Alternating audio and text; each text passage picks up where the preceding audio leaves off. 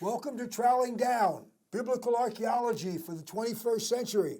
Hi, I'm Gary Byers, Dr. Stephen Collins, and we're here to share with you some of the cool new stuff that God is doing in the field of biblical archaeology.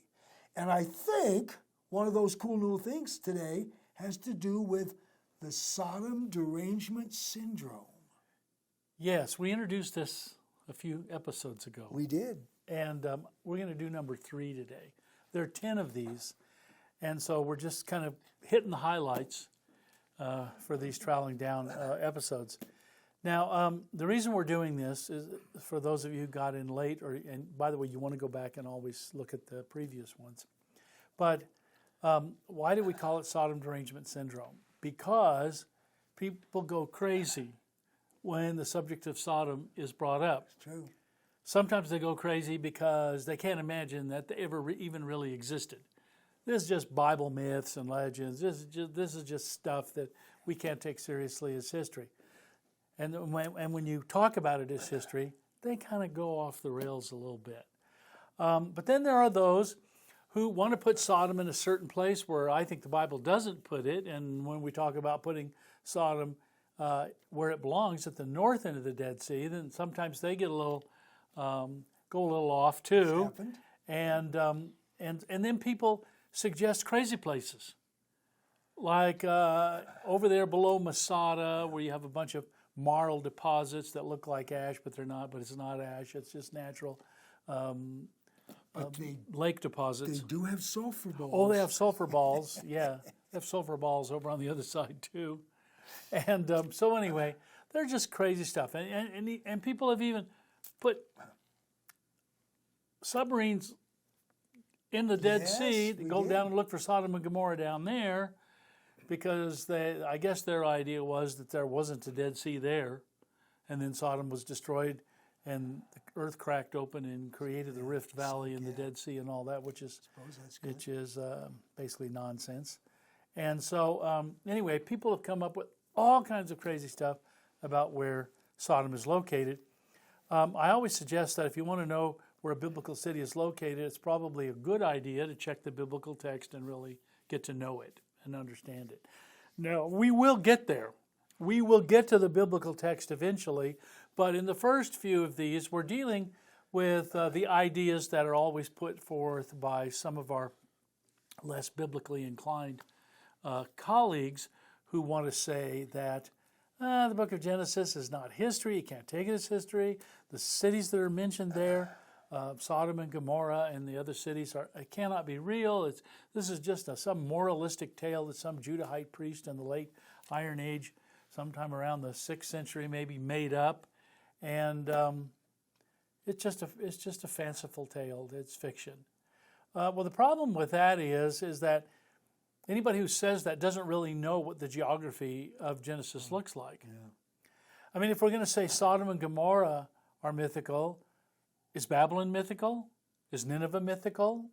Is Akkad mythical? Is Uruk mythical? These are all mentioned in Genesis.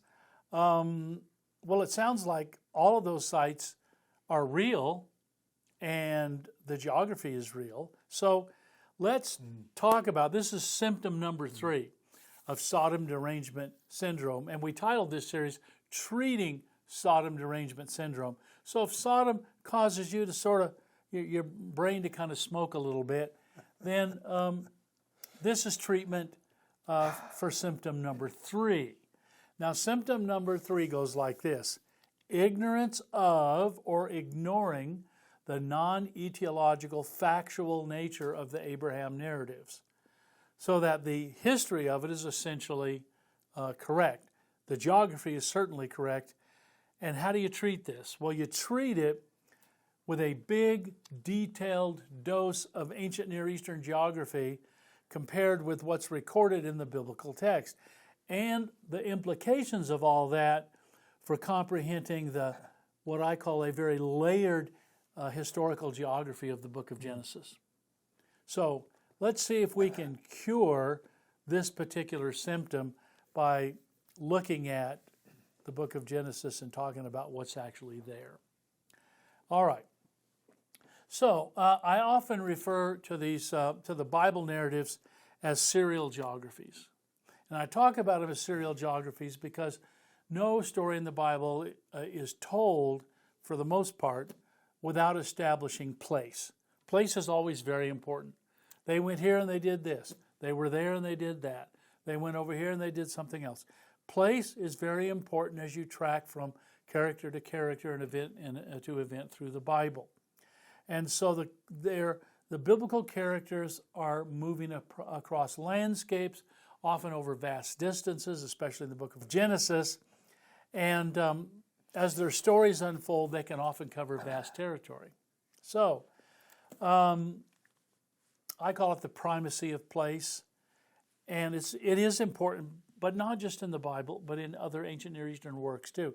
There's a story called the Story of Sinewe and another one called The Tale of the Shipwrecked Sailor. Now these were written during the time of Egypt's Middle Kingdom, really less than a century before the time of Abraham, so they're pretty contemporary. And they have enough serial geography, and not a few scholars like Anson Rainey have literally mapped these things. There's enough geography embedded in those stories to be able to map them as these characters move through the Near Eastern landscape. And the exact same thing is possible to do with the biblical stories in Genesis. Yeah. By the way, if the geography isn't factual, then how could you map it? But it's easily mappable because we know where many of these things are. A few years ago, a couple of well-known archaeologists in a book that's kind of standard now regarding the rise of ancient Israel from nomadic tribes to an eventual monarchy, they proposed that the Battle of Ai account in the book of Genesis was so geographically specific that the writer, and of course he's, for them, writing sometime in the late Iron Age around the 7th, 6th centuries BC or later, that he must have taken a special field trip up to the area to make sure that he gets the geography just right as he tells the story. They actually suggested that. Now, are they really saying that the ancient world had a historical fiction genre? Yes. And that the ancient writers, could hire teams to investigate the historical nature or the geographical accuracy of their stories? I doubt it. And so I want to apply a little thing called Occam's razor here. And we talked about Occam's razor, I think, in symptom number 1. Occam's razor just simply means that the best explanation of anything is the one that explains the most observed data with the least number of secondary and tertiary hypotheses to support it. It's the cleanest, straightest forward explanation. So, what's easier to believe? I'll pose this to you, Dr. B. What's easier to believe? That a late Iron Age Israelite or Judahite writer, probably a priest, could, entirely out of his own historical context, could suddenly get the urge to write something akin to historical fiction, even to the point of making a rather distant trip to a location to check out, or maybe to look at a particular ruin that he knew about, to look at the geography and write to the geography. It sounds like a lot of work to me. Why mention the geography at all? Why not just say they had a battle and they went to this city? But anyway, there's so much detail in it.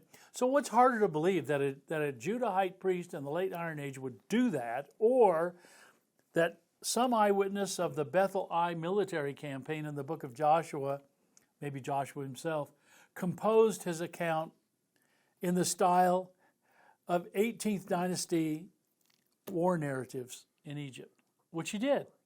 I mean, that's overlooked by a lot of people, but the very structure and the pattern of the war accounts in the book of Joshua are obviously coming from an 18th dynasty understanding of how you write a proper battle account. And we have a number of those And we have a bunch of those. in Egypt. And so I would say that he's doing this for the simple reason that maybe he grew up in the 18th dynasty. Yes, what a thought. Maybe he himself carved some of those narratives in Egypt. So anyway, everything about this whole thing about geography and battles and biblical places is not unknown in the ancient Near East. People were aware of the geographies around them. What I tend to notice is the ancient Near Eastern people don't make up fictitious geography. They use the geography they know, and they write their stories over the real world geography. And a guy named Anson Rainey kind of thought that same thing. Yes. Anson and I were, I think, pretty much on the same page. And he's probably one of the preeminent geographers of the ancient Near Eastern world in our generation. Maybe Yes. a couple generations. Yes. And so anyway, we mentioned etiology, an etiological legend, which so many people want to make us believe. Remind us what that word means. What do we mean by etiology? An etiology is a story based upon some observable thing. For example, all over the ancient Near East, even in the southern Levant, Israel, Jordan, there are mounds, ruined mounds everywhere. And there would have been ruined mounds in antiquity as well as ruined mounds today. And so these would have been all over the place. So an etiological legend is one like somebody looks at the Tel es Sultan that has been identified as Jericho. And so somebody in the ancient times, some Israelite grandfather, looked at that big pile of ruins there, knew it was a city, but there it lays in ruins, and he's explaining to his grandson, you know, Sonny, your great uncle Joshua destroyed that town, and he spins a tale around the existence of those ruins. And that's an etiological tale. We're trying to explain the existence of some feature that we see as a story, and to account for its existence through a story, and often connected to our own family or our own tribe or our own people. So anyway, ancient Near Eastern people did this. They did it routinely. And people like pharaohs like Thutmose III and so many of the other pharaohs, of particularly the 18th dynasty and even 19th dynasty, they did this all over the place. They talked about their campaigns. They said where they went. They listed the cities they conquered. They talked about what they did with the captives. They include all of this stuff. And if you read these biblical accounts, it's very, very similar. Yeah. So what I would like to say now, we're talking about Sodom syndrome, Sodom Derangement Syndrome. And so what's one of the ways to get people to not kind of go crazy when you mention Sodom as a literal place and they just can't buy it? How do you solve that? Well, you can solve that simply by realizing that you can track every single city, town, and village in the book of Genesis. In fact, as I think in my mind across Genesis, I can hardly think of one that we haven't positively identified. Because we're talking about places like Sodom and Gomorrah, Admah and Zeboim. We're talking about Nineveh and Calneh and Babylon and Akkad, Uruk, and all over in Mesopotamia. We're talking about places in the valley and along the coast, Tyre, Sidon, all these places. And then, of course, in the Abraham story itself, we talk about Hebron and Shechem and Jerusalem. Yeah. Okay, these are known places. So as you go through the landscape, obviously these are well-known places to the writer, and of course, we generally accept Moses as at least the compiler of the book of Genesis, and then the writer of most of the balance of the Torah. But this is real-world geography. There isn't anything about it. There's no reason in the world why we should think that any of this is made up. The geography is real. Now, the big question is, are the stories true? Are the stories that play out over the landscape factual, and we'll deal with some of that as we go into the treatment of the other symptoms of Sodom Derangement Syndrome. Well, this is important not only with the story of Sodom, but with so many biblical accounts. Did it really happen? You mentioned the city of Ai, Joshua capturing the city of Ai, and of course the Jericho story. All of these events, there was specific places and specific actions. And it is just not unbelievable when you look at them in an authentic ancient Near Eastern way, and you look at the places, and then you look at all the little hints in the text that describe what happened in and around and where in that area. It makes more sense to say that there's got to be some truth behind this, because there's just too many factors that line up. But if you've already decided there's no history there, you'll never see any history there. Right. But I still challenge you to look at the geography. Absolutely. Work the geography, because I promise you, you can go there, you can go to these lands, and you can walk every step of it. You can walk over every city. And isn't it interesting that we, over the last couple of decades, have actually found the cities of the plain, where they're located. They're not just 5 of them, there are a bunch more of them, because they have all kinds of guardian cities and towns, and it's a whole city-state. They are there, and you can walk from each site to the next site, and that many of them have been excavated. So there's just no doubt about this. This is factual stuff, and whether you want to accept the factuality of the characters of the storylines, that's your business. But for me, there's absolutely no reason to reject the factuality of the geography. No reason at all. And I see no reason as well to cut out any part of the stories, because they culturally fit the time frame that they're supposed to come from. Yeah. They fit culturally, they fit archaeologically, they fit geographically, and everything about it seems to be straight up storytelling, not fiction telling, but storytelling of some of the most famous ancestors. Well, you heard it here first, and keep listening. Go back and check the last couple of episodes, and then we'll be doing this next time, Sodom Derangement Syndrome, number 4. Thanks for joining us. See you soon.